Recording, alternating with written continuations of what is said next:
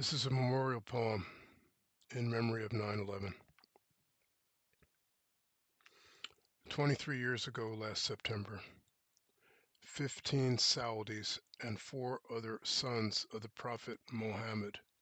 ripped 3 holes out of the sky, unleashed flames 14 stories high, killed 2,616, mostly U.S. citizens, and felled the twin mammoth towers, which a decade before had been the world's largest building, the center of a neural network which spread from its heart in the lower part of Manhattan through cities that included London, Tokyo, Jakarta, Abu Dhabi, Riyadh, and all countries ruled by capital markets and international trade.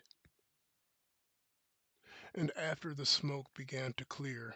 and the newspapers had listed the names of the dead, and the bodies were bagged and dragged out of the buildings and buried, and the families and friends of families and friends of friends of families mourned, and sympathies arrived from the 4 corners of the world, and some mourner thousands of miles away began the chant, "Today we are all New Yorkers. Today we are all New Yorkers. Today we are all New Yorkers. Today we are all New Yorkers." And analysts agreed that the world would never be the same, and some of a religious bent warned of the beginning of Armageddon, or at least the third millennium's first religious war. And the flags began to sprout in front of homes and on cemetery lots, in small towns and big cities across America,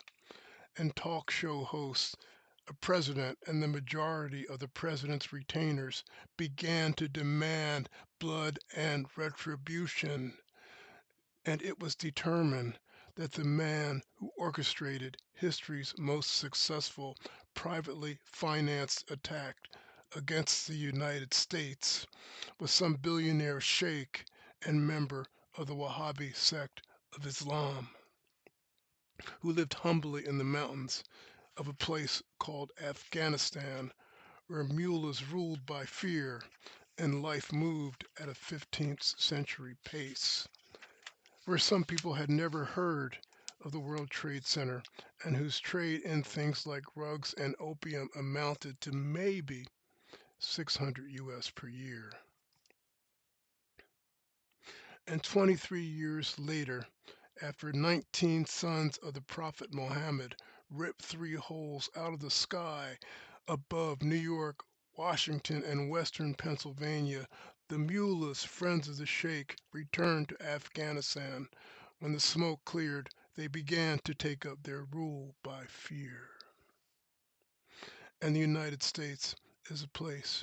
where flags still fly in front of homes and on cemetery lots, in towns, in small towns and big cities, and a place some say, in an odd way,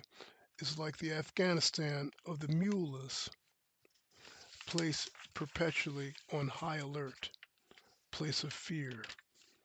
ruled by fear.